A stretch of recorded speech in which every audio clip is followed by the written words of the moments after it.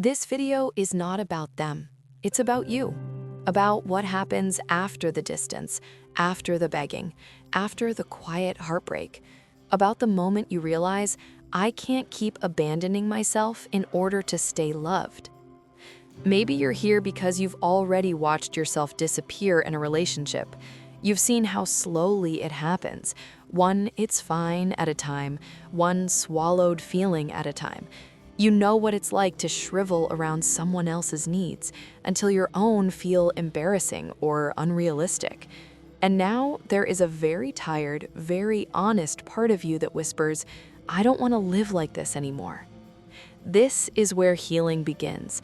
Not when they finally change, not when they finally see your worth, but when you decide to stop punishing yourself for wanting love. You have been taught, directly or indirectly, that having needs makes you difficult, that wanting affection makes you needy, that asking for consistency makes you demanding. So every time you feel lonely or hurt, your first instinct is not to comfort yourself, but to attack yourself. Why am I like this? What's wrong with me? Why can't I just be okay with what I have? That's not self-awareness, that's self-cruelty. Healing starts when you begin talking to yourself differently. Imagine, just for a second, that instead of judging your pain, you believed it. Instead of asking, what's wrong with me, you asked, what is this pain trying to tell me? Because pain is not proof that you are broken. Pain is information. Maybe it's telling you, I am undernourished here.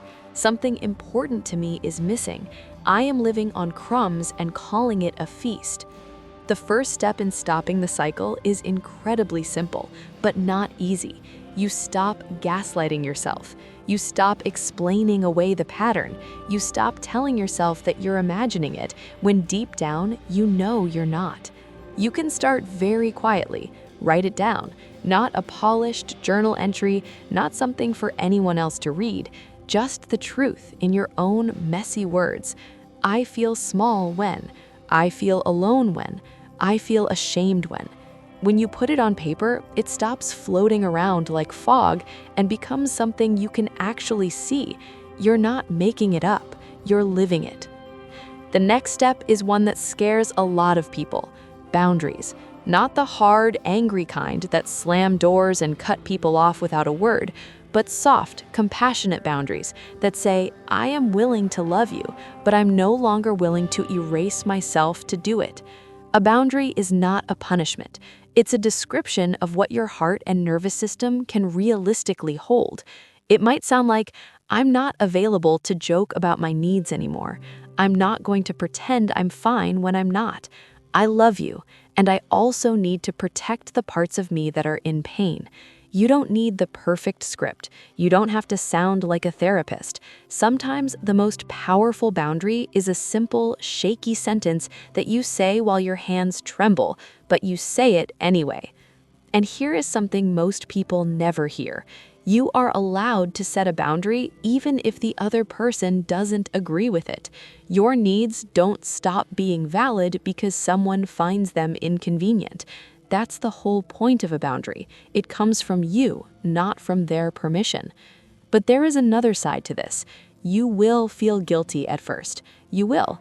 The first time you say no where you always said yes, your whole body might scream, this is wrong, you're selfish, you're going to lose them. That's not truth, that's conditioning. For years, maybe for a lifetime, you have been trained to believe that love means self-abandonment. So of course, choosing yourself feels scary, unfamiliar, even dangerous. Of course your nervous system panics, but feeling guilty is not the same as being wrong. This is where self-compassion becomes non-negotiable. When the guilt shows up, you meet it with a different voice than the one you're used to. Not, shut up, stop feeling this, but I know you're scared. I know this is new, but we're allowed to take care of ourselves now. Self-compassion is not letting yourself off the hook for everything. It's letting yourself exist. It's remembering that you are a human being with limits, not a machine that endlessly produces emotional labor for everyone else. Another part of healing is relearning what intimacy even means for you. If you've spent years associating closeness with anxiety, you might not trust calm. If every "I love you" was followed by distance, you might not trust warmth. So be gentle with yourself when something healthy feels boring or too slow. Your system is recalibrating. You are building a new normal. You can start small. Intimacy doesn't have to begin with another person. It can begin with you noticing your own feelings without rushing to fix them. You sitting with your sadness for 5 extra seconds instead of instantly distracting yourself. You putting your hand on your heart when it hurts instead of going straight to self-attack. These moments look insignificant from the outside. Make tea, take a breath, write a sentence, say a quiet no. But inside, they are revolutions, because every time you choose to stay with yourself instead of abandoning yourself, you are rewriting a very old script.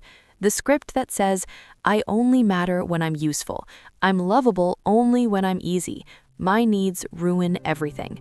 You are replacing it with something softer but much more honest. My peace matters. My body's signals matter. My needs matter. Does this magically fix the relationship? Not necessarily. Sometimes when you start honoring yourself, the relationship grows with you. Sometimes it doesn't. Sometimes your boundaries reveal what was always true, that one person is willing to meet you and the other is not. That is painful, but it is also clarifying. Healing is not about convincing yourself to stay where you are slowly dying inside. Healing is about becoming someone you can trust, whether you stay or whether you leave. If you stay and work on it together, these same tools matter. Clear I statements instead of silent resentment. Short, focused conversations instead of screaming matches at 2 a.m. Naming what hurts without turning it into a character assassination. If you leave, these tools matter just as much. You will need self-compassion when the loneliness hits. You will need boundaries to not run back to the familiar just because the unknown feels scary. You will need that gentle inner voice to keep reminding you, we didn't leave because we were broken. We left because we were starving. So no, healing is not linear. Some days you'll feel powerful, clear, grounded. Other days you'll want to text them, apologize for making a fuss, and go back to the old pattern just to feel close again. You're not failing on those days. You're human on those days. In those moments, try this. Before you reach out to them, reach out to you. Put your phone down for 1 minute. Ask yourself, what am I actually needing right now? Comfort, reassurance, to feel chosen. And then ask, is there even one small way I can offer a piece of that to myself first? Maybe it's writing a message you never sent. Maybe it's texting a friend who actually sees you. Maybe it's wrapping yourself in a blanket and letting yourself cry without calling yourself pathetic. These are not consolation prizes. They are the building blocks of a different life. A life where your tenderness is not a weapon turned against you, but a compass that points you toward what is real, kind, and true. If any part of this resonates with you, I want you to hear this very clearly. You are not too much for wanting love you don't have to beg for. You are not too sensitive for noticing the ways you are being hurt. You are not selfish for needing rest, space, respect, and genuine care. You are allowed to protect your heart. You are allowed to choose yourself. You are allowed to build a life and relationships where your softness is safe. And if you don't know exactly how to do that yet, it's okay. You are already doing the first, bravest part. You stopped pretending you're not in pain. You started telling the truth. And from here, step by step, you can learn to stay by your own side so that you never have to abandon yourself again, even if someone else chooses to.